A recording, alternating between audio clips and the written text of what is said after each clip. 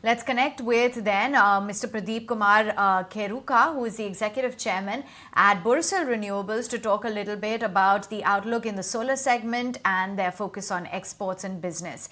Thanks so much for taking time out. Now, I want to begin with getting your views on the news that the global company Maxion cut the guidance citing weak demand for solar products. I wanted to understand from your perspective, are you also seeing any demand challenges?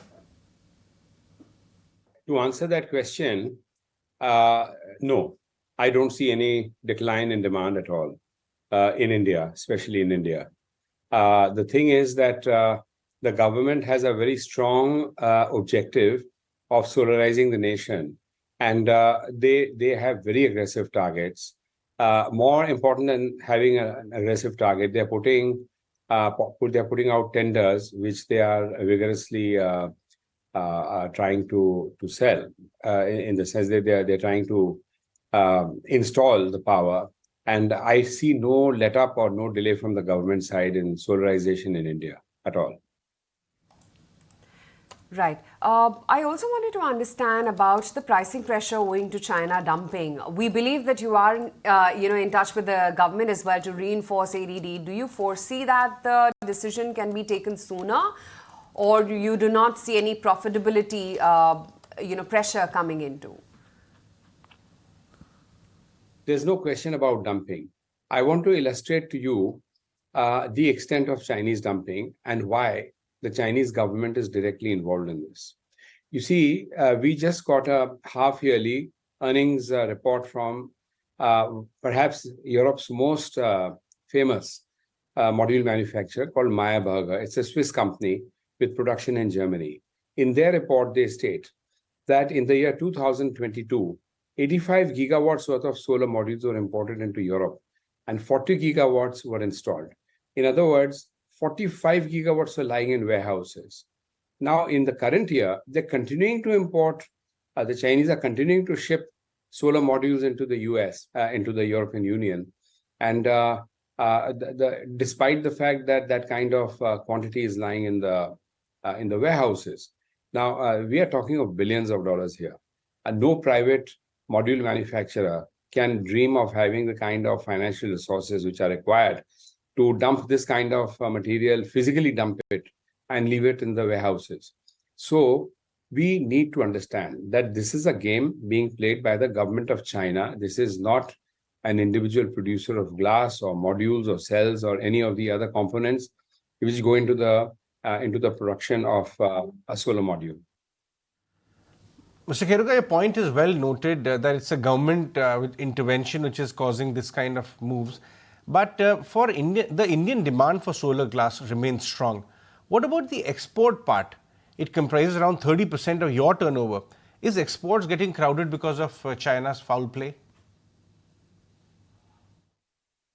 You see, it's a market which is changing every day. All right. So we are exporting to more than one geography. And there remains, okay, so in the export market also, there is a segment called rooftop solar. Rooftop solar is very, very popular in Europe.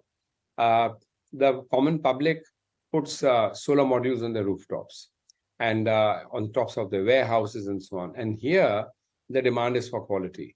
So these modules invariably come from European module manufacturers. The European module manufacturers invariably choose glass from Borosil, or they choose glass from the German producer called GmbH, which is also owned 86% by Borosil.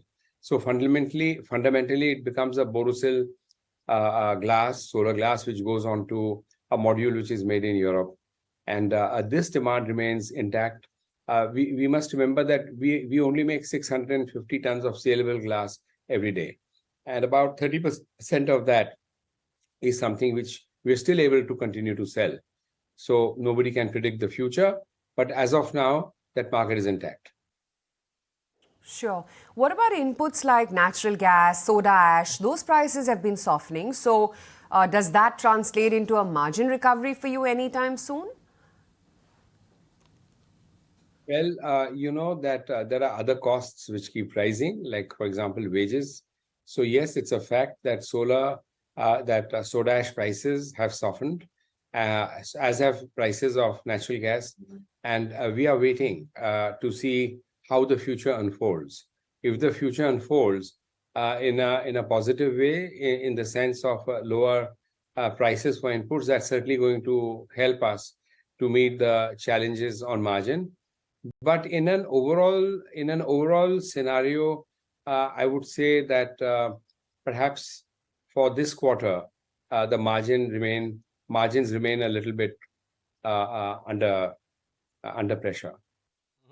Mr. Kheruka, well, we know that you do not give guidance in specific, but overall, if you could give some color on how rest of the 24 could actually pan out for you, are you expecting it to be relatively weaker to the last year, or you are witnessing improvement in business already? You see, we read a lot of reports which are published internationally, and these reports are now saying that there would be a squeeze, which they are foreseeing in the last quarter of this calendar year, which means between October and December, a squeeze is foreseen in solar glass. And if that squeeze emerges, then prices will firm up. And we are in a volume game. So, a little bit of firming of prices improves margins, a little bit of decline in prices hurts margins. So it's anybody's guess. The main thing with my experience in industry is that demand must remain robust. And generally, things are on keel. We are under pressure. There's no question about that. And we do require government support urgently, without any delay, in removing those, withdrawing those circulars which are exempting imports of solar components from basic customs duty. And I must stress here something, that the duty on glass is about 15%, all right? And the cost of glass in a module is 8%.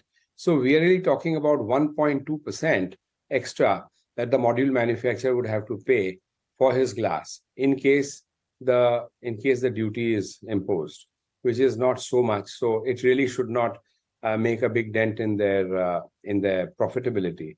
However, obviously everybody is chasing his own profitability.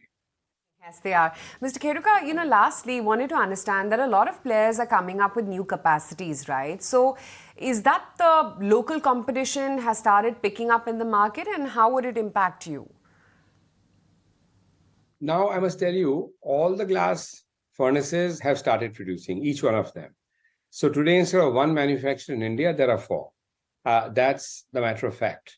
So far as the question of sales is concerned, I think they are stabilizing on their production. It takes time. It took us about a year to stabilize. I hope that they can do it earlier, but it's going to take time.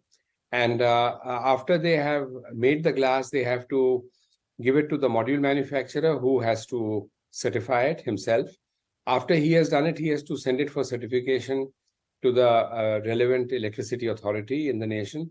And then they certify the glass, and then he's supposed to be able to use it. So it's not happening overnight. It's going to take a little time, but of course they're going to come. They are serious people. They have been making glass for the last 40 years, in some cases 50 years. So they know how to make glass, and I'm sure they'll come. But I do not see that their entry will disturb us in the slightest way. All right, appreciate your time. Thank you so much for joining in and giving us a view as to how things are shaping up and how business is looking.